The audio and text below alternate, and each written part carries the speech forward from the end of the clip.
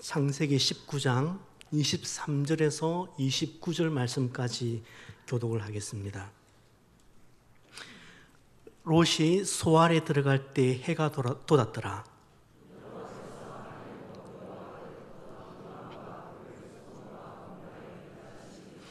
그 성들과 온 들과 성에 거주하는 모든 백성과 땅에 난 것을 다 엎어 멸하셨더라.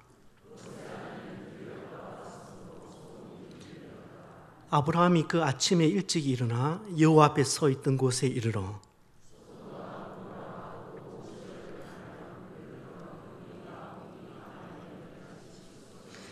함께요. 하나님이 그 지역의 성을 멸하실 때, 곧 롯이 거주하는 성을 엎으실 때에 하나님이 아브라함을 생각하사 롯을 그 엎으시는 중에서 내보내셨더라.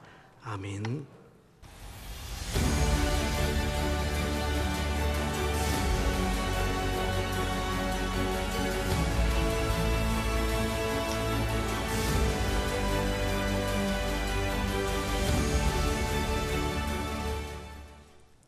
어리숙한 삼형제가 한자로 요일이 표시된 그 달력을 보고 있었습니다.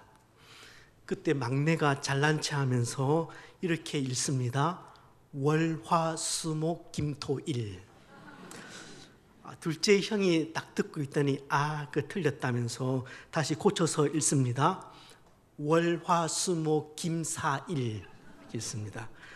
큰형이 보고 있으니까 가관입니다.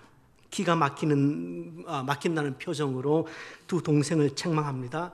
그리고는 내가 읽는 것 잘 들으라고 하면서 폼을 잡습니다. 월화수목 금사왈.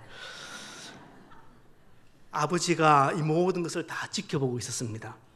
자식들의 실력이 이 정도일 줄은 정말 몰랐습니다. 아버지는 세 아들을 불러 모았습니다. 혀를 차면서 장남에게 지시를 합니다. 첫째야, 이거 도무지 안 되겠다. 이참에 우리 한문 공부 좀 제대로 해보자. 너 안방에 들어가서 그 왕편 좀 가지고 오너라. 이걸 합니다. 못 쫓아오시는 분 계시죠 지금? 한심한 가족입니다. 아마 이게 웃으라고 지어낸 이야기겠죠. 그런데 우리는 창세기 19장에서 실제 이런 가정을 만나게 됩니다.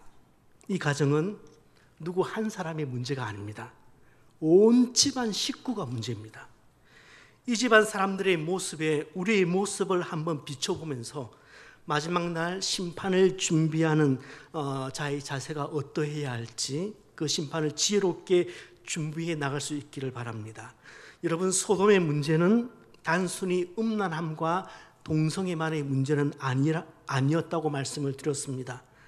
사실 역사 속에서 동성애는 성적 타락이 이루어진 곳에서는 어디든지 음지에서 존재하던 악이었습니다.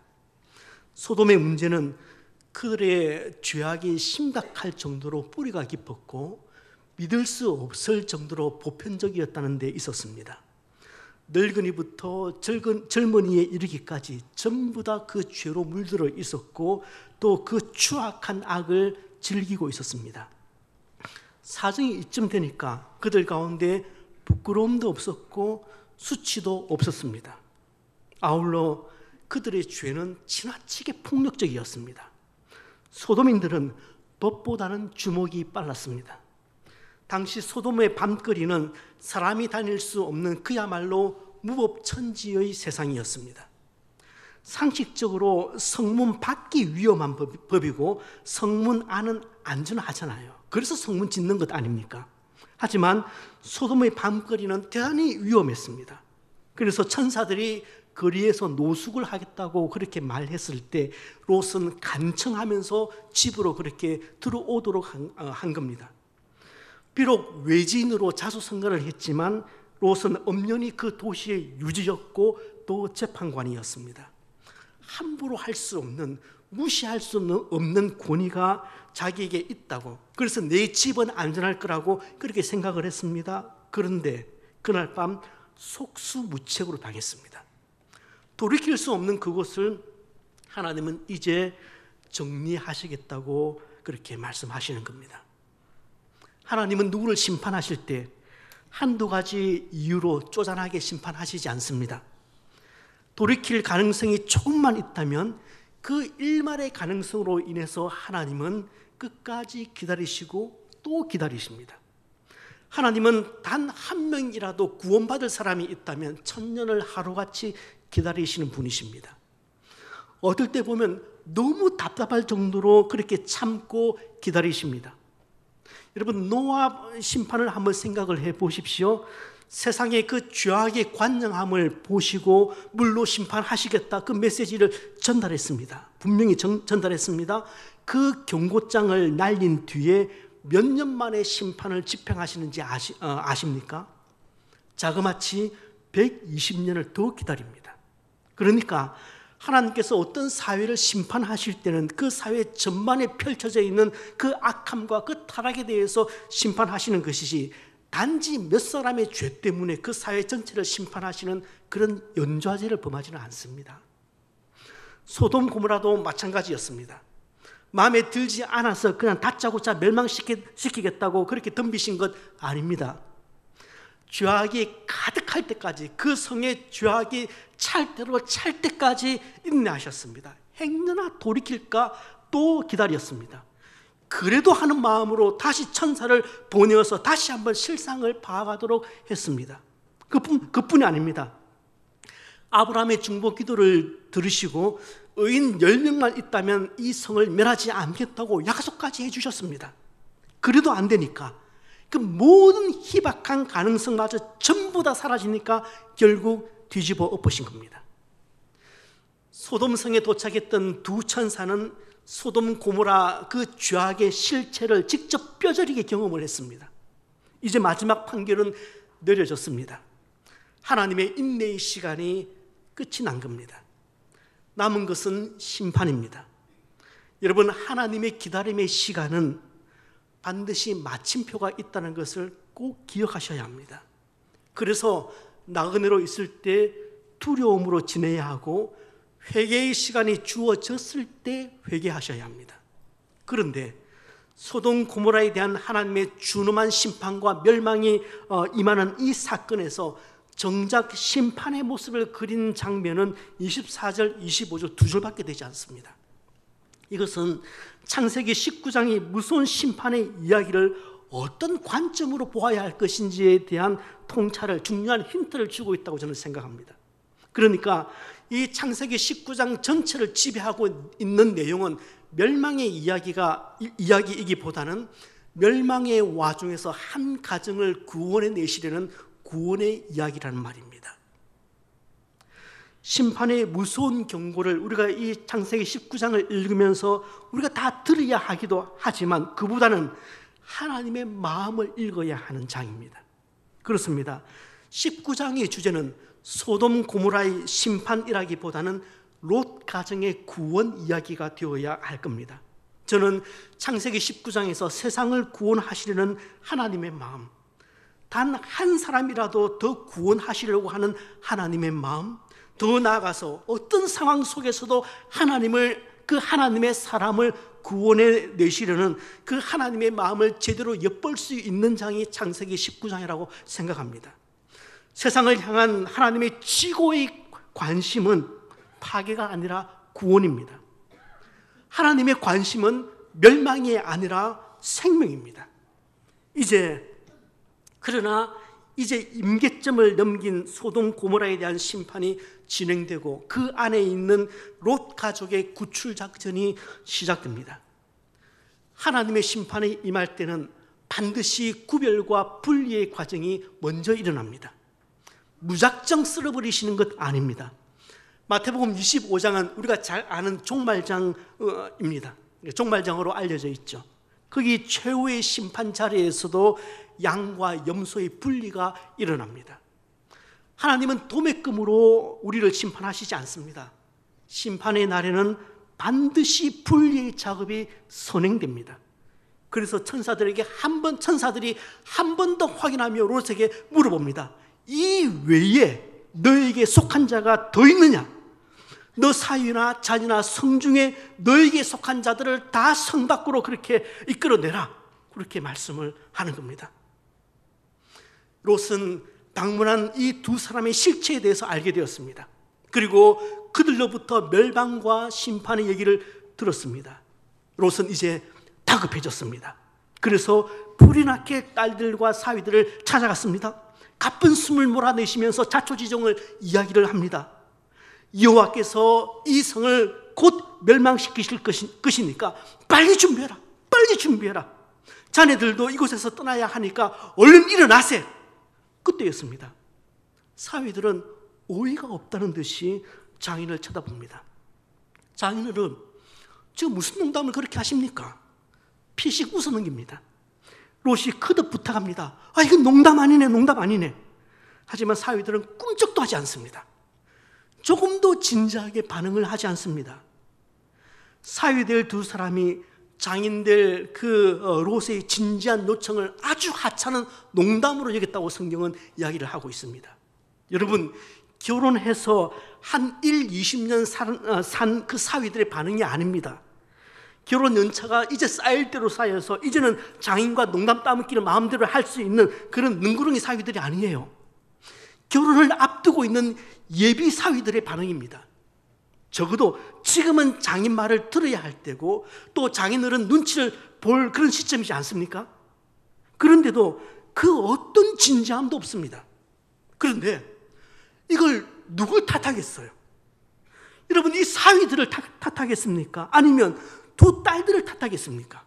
아니면 딸들 신앙교육 가정에서부터 시키지 못한 그 아내를 탓하겠습니까? 롯은 자신을 탓할 수밖에 없었습니다. 사실 지금 딸들과 이 사위들의 모습은 신앙인으로서 이 롯의 삶을 거울처럼 비춰주고 있기 때문입니다. 사위들이 언제부터 롯의 집을 들락날락거렸습니다. 그때부터 지금까지 신앙인의 모습을 롯은 보여준 적이 없습니다. 그들과 식탁에 앉아서 진지하게 신앙에 관한 이야기, 하나님에 관한 이야기를 나누어 본 적도 없었을 겁니다. 그냥 정치판 돌아가는 이야기, 아니면 프로야구판 돌아가는 이야기, 뭐 이런 시답잖은 것으로 시간 다 때웠을 겁니다. 그러니 이런 결정적인 순간에 이 중요한 말을 예비 사위들은 농담으로 치부를 하고 있습니다. 자, 다시 한번 보십시오. 롯은 밤늦은 시간에 그렇게 몰려든 그 마을 사람들, 그 무리들을 설득하려다가 설득은커녕 오히려 그 무리들에게, 그 폭도들에게 더 큰 분노를 삽니다. 딸과 사위될 사람들을 설득하지만 일도 먹히지 않습니다. 그러니까 롯은 소돔성 사람들은 말할 것도 없고 자신과 긴밀하게 연결된 사람들에게조차도 아무런 영적인 영향력을 끼치지 못하고 있습니다. 이웃이나 친구들, 직장 동료들은 고사하고 자신의 예비 사위들에게조차도 영적으로 인정받지 못하는 그야말로 나일론 신자가 되어 있는 겁니다. 사실은 롯은 그 아내와 두 딸들에게조차도 영적인 영향력이 먹혀 들어가지 않아요. 베드로는 롯이 의로운 사람으로서 불의한 자들의 악행을 보고서 괴로움을 겪었다, 그렇게 기록합니다. 저는 베드로가 롯에게 상당히 호의적인 점수를 주었다 생각합니다. 예, 마음으로는 그랬을 겁니다. 하지만 신앙인으로서 그의 감화와 영향력은 제로였습니다. 소돔과 적당히 타협하면서 소돔에 동화되어서 살았던 한 신앙인의 무기력한 말로입니다. 여러분, 정말 혹시 우리 가정 얘기하고 있는 것은 아닙니까? 우리 가정 얘기처럼 들리지는 않습니까? 만일 성경을 가지고 종말 심판에 대해서 경고한다면은 롯의 사위들처럼 그런 반응을 보일 가능성이 있는 사람이 우리 집에는 없습니까? 누군가 떠오르십니까? 구용모임에서 그분들의 이름을 부르면서 기도하는 시간을 좀 가져보시길 바랍니다. 이제 롯 가족의 탈출이 시작됩니다. 15절 말씀을 우리 세번역 성경으로 같이 한번 읽어보시도록 하겠습니다. 동틀 무렵에 천사들이 롯을 재촉하여 말하였다. 서두르시오, 여기에 있는 부인과 두 딸을 데리고 여기를 떠나시오. 꾸물거리고 있다가는 이 성이 벌을 받을 때 함께 죽고 말 것이요. 천사들이 롯을 재촉하고 있습니다. 이때 롯이 어떻게 반응을 했는지 아십니까? 16절 말씀도 다시 우리 같이 한 목소리로 읽도록 하겠습니다. 그런데도 롯이 꾸물거리자 그 두 사람은 롯과 그의 아내와 두 딸의 손을 잡아 끌어서 성 바깥으로 안전하게 데피셨거든. 주님께서 롯의 가족에게 자비를 베푸신 것이다. 동이 트면 곧바로 심판이 임할 것이니까 서둘러서 소돔성을 탈출하라, 그렇게 천사들이 재촉하지만 롯이 무슨 배짱인지 모르겠어요. 무슨 배짱인지 꾸물거리고 지체하고 있습니다. 하여튼 좀 독특한 캐릭터입니다. 여러분, 롯이 소돔성을 빠져나가지 않고 이 상황에서 이렇게 지체하는 이유가 무엇이라고 생각하십니까? 그의 삶에 있어서 이 소돔의 비중이 너무 큰 겁니다. 더 간단하게 말하면 롯은 소돔 스타일이 좋은 거예요. 그러니 발걸음이 차마 떨어지지 않죠. 아내만, 철없는 두 딸만 그 성의 쾌락에 빠져 있었던 것 아닙니다. 롯의 마음도 이미 소돔에 빠져 있기는 매 한 가지였습니다. 머리로는 아니라고 해도 그 마음 깊숙한 곳에서 소돔을 사랑하고 있는 겁니다. 그래서 어젯밤 그런 악몽 같은 일, 두 번 생각하기도 싫은 진절머리 나는 그런 일을 겪고서도 또 소돔의 실체를 적나라하게 봤잖아요. 어젯밤에 적나라하게 보았으면서도 차마 떠나지 못하고 지체하고 꾸물거리고 있다고 성경은 말하고 있습니다.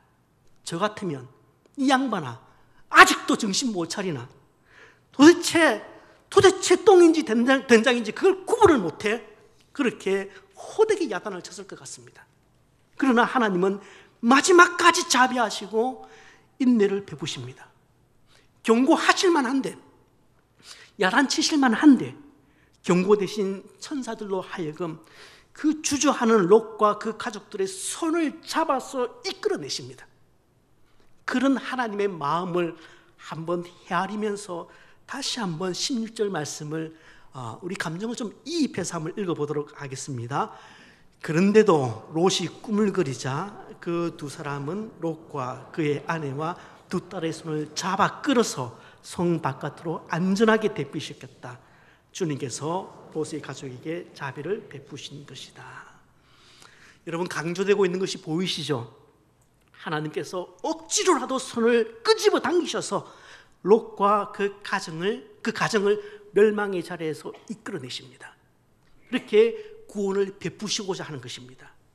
두 천사가 이 롯의 가족을 성 밖으로 그렇게 이끌어낸 다음에, 끄집어낸 다음에 다시 얘기합니다. 어서 피하여 목숨을 건지시오.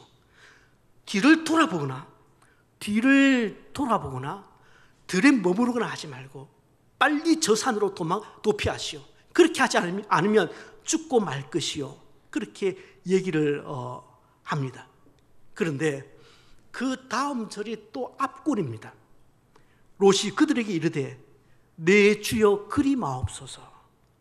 롯이 그들에게 이르되 내 주여 그리 마옵소서. 이 말씀을 세번역 성경으로 한번 우리 같이 읽어보도록 하겠습니다. 이때에 롯이 그들에게 말하였다.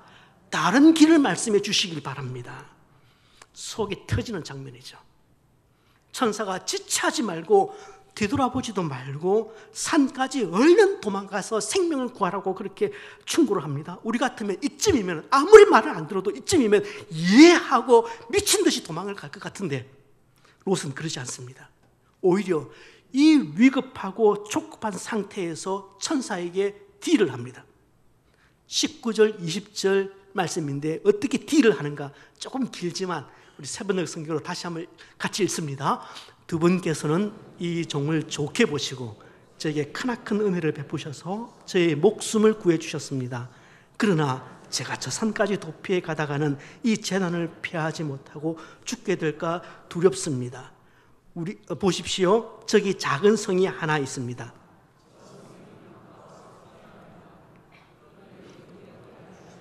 아주 작은 성이 아닙니까? 거기로 가면 제 목숨이 안전할 것 같습니다. 점이 가경입니다. 이렇게 절박한 순간에도 끝까지 자기 의견을 갖다 대고 있습니다. 촌음이 없는 이 순간에도 절충안을 제시하면서 이 천사들과 거래를 하고 있는 롯의 모습을 보십시오. 정말 성공한 장사치 같아 보이지 않습니까? 예, 정말 그에게는 산이 멀게 느껴졌을 수도 있습니다. 이 나이에 저기까지 뛰어가야 하나, 그런 생각이 들었는지도 모르겠습니다. 그러나 전체적인 문맥으로 보면 그 말 아닙니다.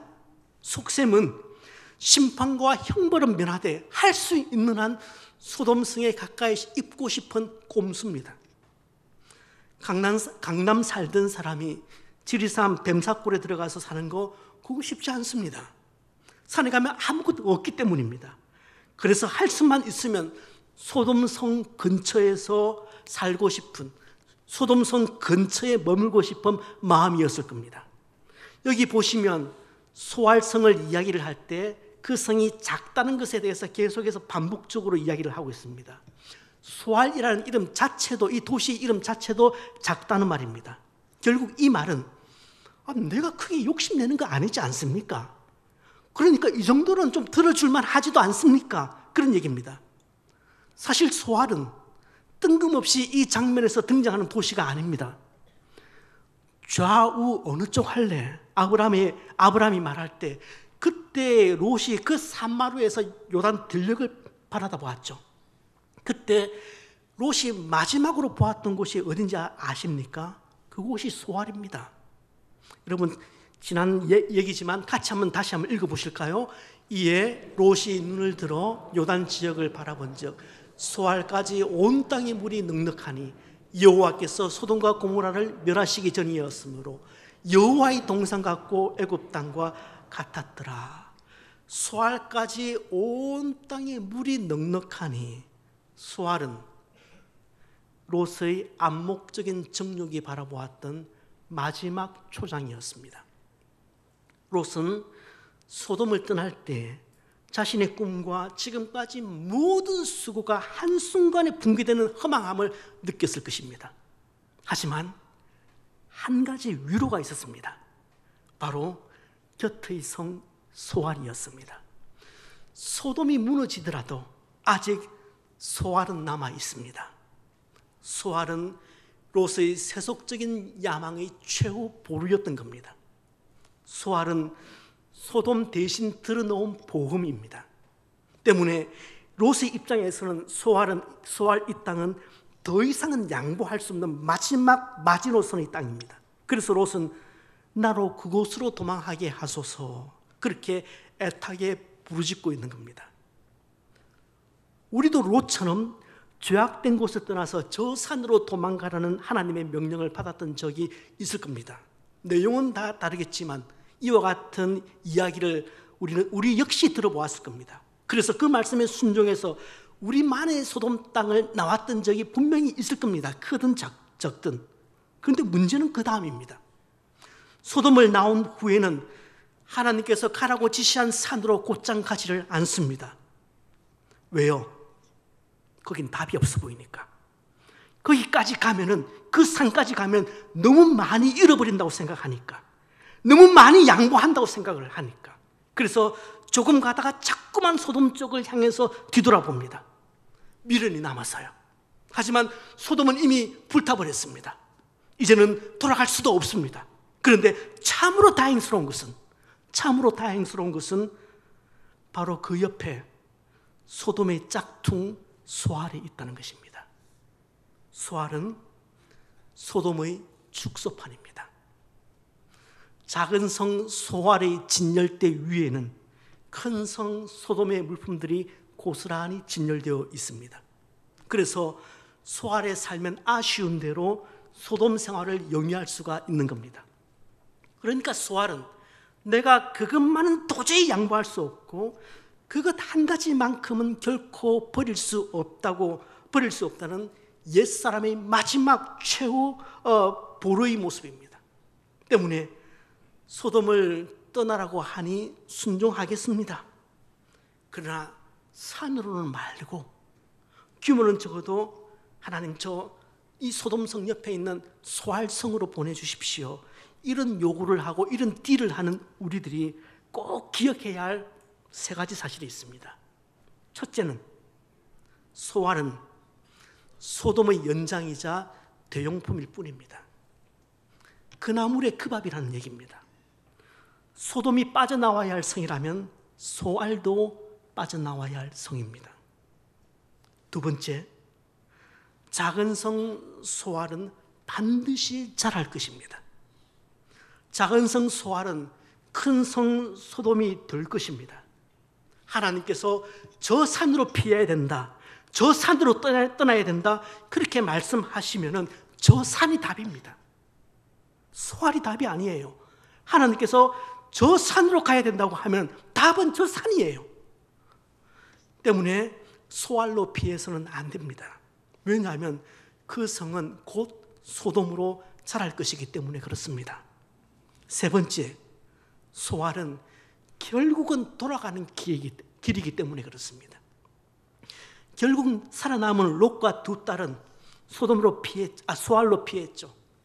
그 소알에서 다시 나와서 하나님이 지시한 산으로 결국은 가게 됩니다. 롯과 그 두 딸들이 소알에 들어갔을 때 거기서 생활하는데 이 롯이 공포와 두려움 때문에 잠을 이룰 수가 없었습니다.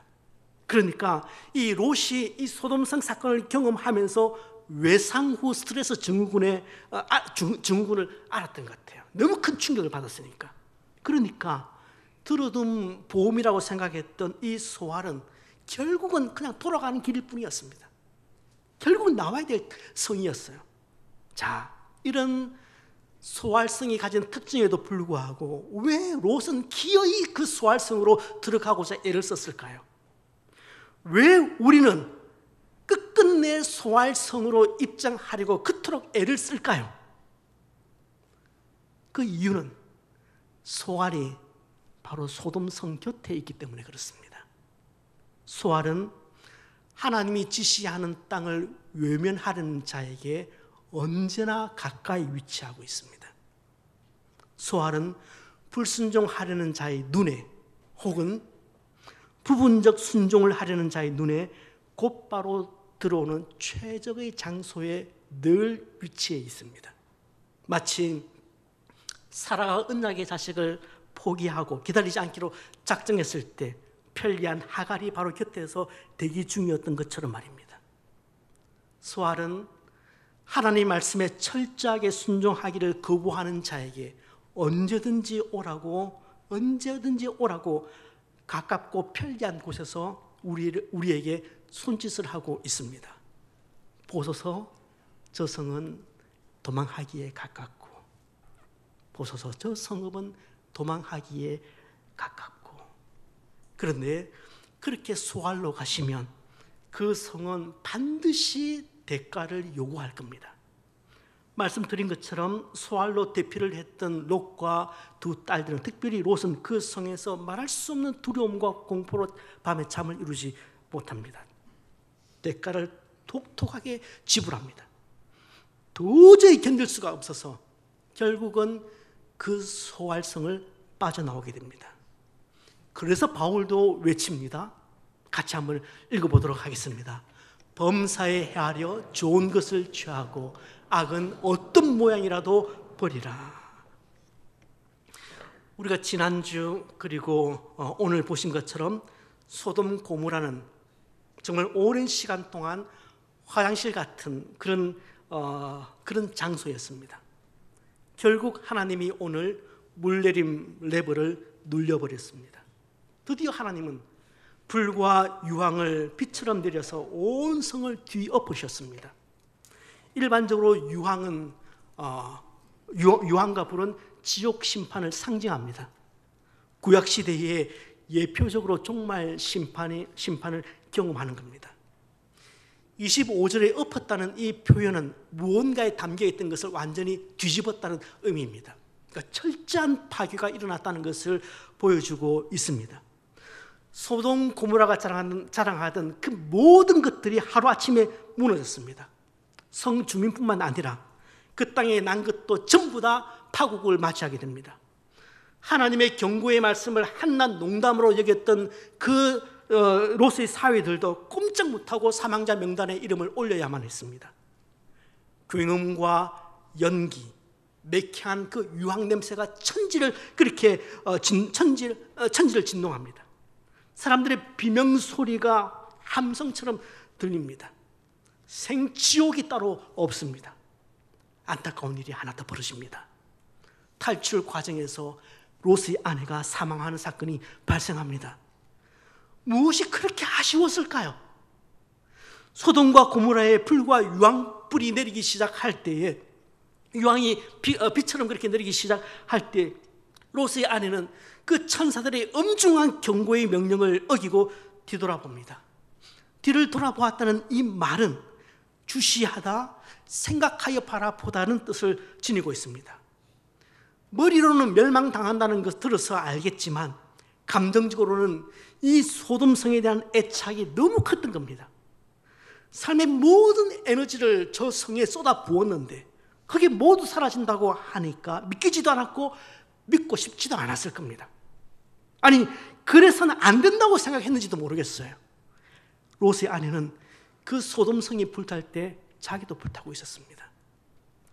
자기 삶의 모든 비중을 차지하는 이 소돔이 사라지니까 자기 생이 사라진다 생각이 되었겠죠. 내가 자주 가던 백화점 명품관은 어떻게 되었을까? 내가 그토록 럭셔리하게 꾸며놓았던 우리 집은 또 어떻게 되었을까? 정말 이렇게 허망하게 끝나는 걸까? 이렇게 끝나도 되는 걸까? 이 나일통 속에서도 롯의 아내 마음속에는 여전히 소돔이 살아있습니다. 그래서 순간적으로 돌아본 겁니다. 주님 말씀하셨습니다. 손에 쟁기를 잡고 뒤를 돌아보는 자는 하나님의 나라에 합당치 않다. 하나님은 오래 참으시는 분이십니다. 그러나 회개의 시간이 다 지나고 일단 심판이 시작되면 하나님은 더 이상 자비를 베풀지 않습니다. 천사들의 경고를 무시한 결과는 참혹했습니다. 뒤를 돌아보던 바로 그 순간 소금 기둥이 되어버린 것입니다. 롯의 아내의 마음을 사로잡고 있던 그 물질주의는 비단 롯의 첩뿐만 아니라 오늘날 신자들의 마음들을 사로잡고 있습니다. 때로 그 황금의 신은 교회 강대상 위까지 올라와 있기도 합니다. 그래서 주님은 이 물질주의에 빠져있는 오늘의 세대에게, 오늘의 신앙인들에게 이렇게 이야기를 하고 있습니다. 롯의 철을 생각해라. 롯의 철을 생각하라. 특별히 오늘 말씀은 이 자리에 계신 영적 가장들에게 무엇인가 하실 말씀이 있을 것 같습니다. 우리 영적 가장들이 다시 한번 돌아볼 다시 한번 우리의 삶을 돌아보게끔 이 말씀을 만들고 있습니다. 창세기 한 장 앞으로 18장에서는 사라가 자신이 잉태한다는 소식을 듣자 곧바로 피식 웃었습니다. 그때 하나님은 사라를 책망하기보다는 아브라함을 책망하십니다. 질책하십니다. 하나님이 아브라함에게 그의 처가 가지고 있는 그 불신에 대한 책임을 아브라함에게 추궁을 하시는 겁니다. 왜요? 아브라함이 영적 가장이기 때문에 그렇습니다. 그렇다면 롯에게도 분명히 동일한 책임 추궁을 하셨을 것이라 생각됩니다. 롯은 아내의 영적 상태를 심각하게 생각해 보아야 했습니다. 두 딸들의 영적인 상태를 보면서 그 두 딸들에게 경고를 해야만 했습니다. 가장은 가족들의 영적인 상태를 수시로 점검해야 할 책임이 있습니다. 오늘 이 자리에 계신 영적 가장 여러분, 저와 여러분들은, 영적 가장 여러분들은 우리 집안에 속한 식구들의 영적인 상태를 수시로 점검해야 할 책임이 있습니다. 그래서 저와 여러분을 영적 가장으로 세워놓은 것 아닙니까? 뭐 하려고 하는 일이 없으면 뭐 하려고 영적 권위를 저에게 주었습니까? 그 권위를 가정 안에서 쓰라고 주신 것 아닙니까? 영적 가장이 남성이 될 수도 있고 여성인 분도 계실 겁니다. 중요한 것은 영적 가장으로서 그 식소들의 영적인 상황을 점검하고 있느냐는 것입니다.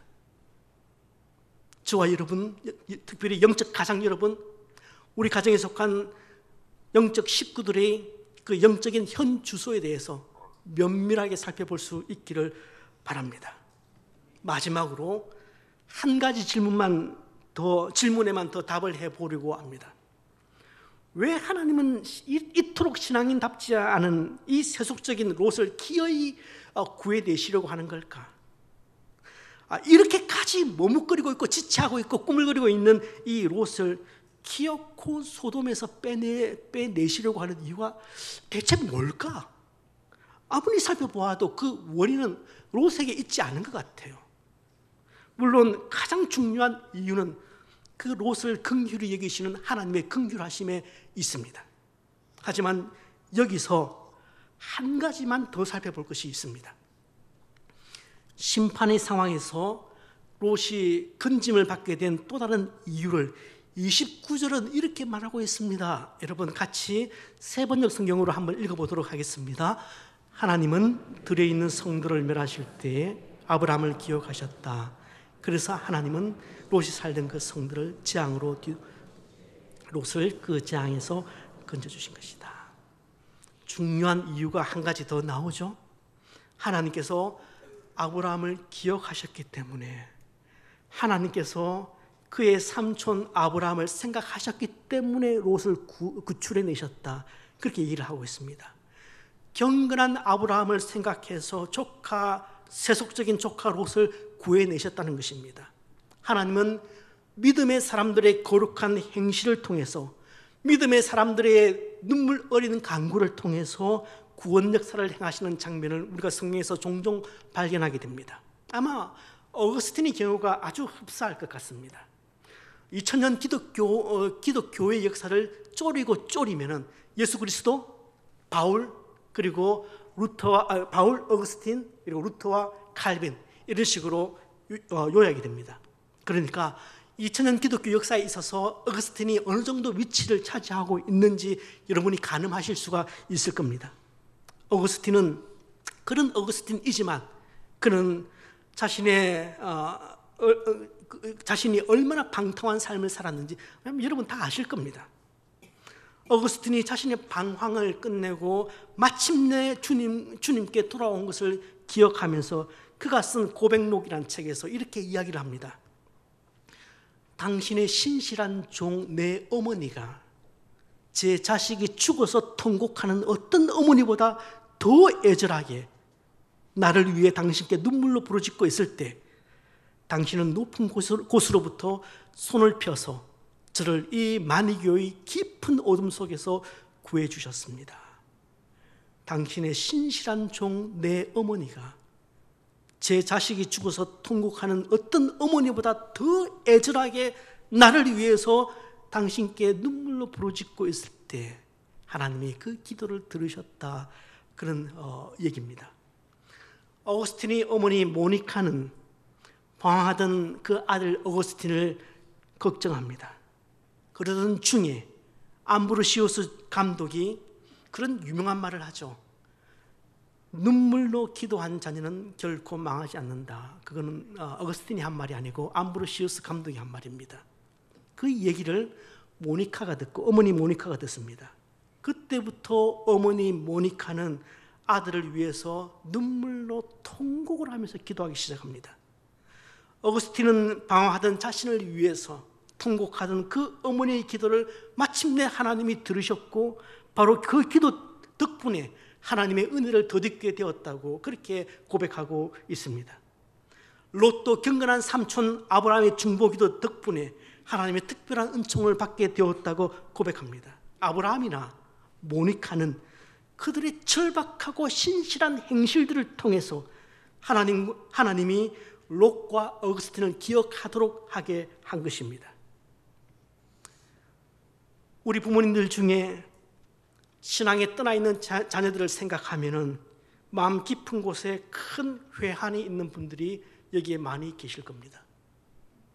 제가 신방을 해 보았을 때 이렇게 많은 자녀들이 하나님 앞에서 떠나가고 있는가 놀랐습니다. 이건 누구를 탓할 것도 아닙니다. 자녀를 키운다는 게 이렇게 어렵구나 다시 한번 느끼게 됩니다. 그러나 아직은 좌절하지 마십시다. 왜요? 하나님이 아브라함을 생각하사, 하나님이 아브라함을 기억하사, 바로 이 구절이 있기 때문에 그렇습니다. 그래서 아직은 끝난 게 아닙니다. 아브라함을 생각하시고 롯을 기억하시는 하나님께서, 다윗을 기억하시고 예루살렘에 등불을 끄지 않으셨던 그 하나님께서 애절하게 통곡하는 부모의 기도를, 그 눈물의 기도를 반드시 받으실 것이기 때문에 그렇습니다. 그것은 성경의 약속이기도 합니다. 어거스틴이 이렇게 고백합니다. 어머니가 늘 기도하시는 곳은 눈물로 바닥이 흥건히 젖곤하였다. 하나님은 자식을 향한 그 눈으로 그렇게 자식을 향한 그 눈물의 기도를 들어주셨고, 그 눈물의 기도를 멸시하지 않으셨다. 그렇게 고백합니다. 그리고 어거스틴이 또 이렇게 말합니다.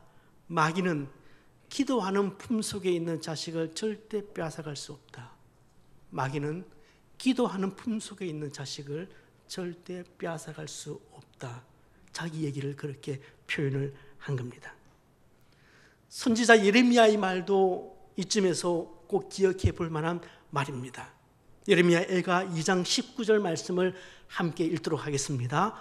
초저녁에 일어나 부르짖을지어다. 내 마음을 주의 얼굴 앞에 물 쏟듯 할지어다. 각 길 어귀에서 주려 기진한 내 어린 자녀들의 생명을 위하여 주를 향하여 손을 들지어다 하였도다. 여러분 한 번만 더 읽어보실까요? 초저녁에 일어나 부르짖을지어다. 내 마음을 주의 얼굴 앞에 물 쏟듯 할지어다. 각 길 어귀에서 주려 기진한 내 어린 자녀들의 생명을 위하여 주를 향하여 손을 들지어다 하였도다. 눈물의 기도, 부모가 할 수 있는 최선입니다. 하나님이 우리 자녀를 회복시키실 것이다 여기만 은혜 받지 마세요. 전제를 얘기를 했죠. 오거스틴의 경우에서, 롯의 경우에서, 아브라함의 경우에서, 모니카의 경우에서 전제를 말씀드렸습니다.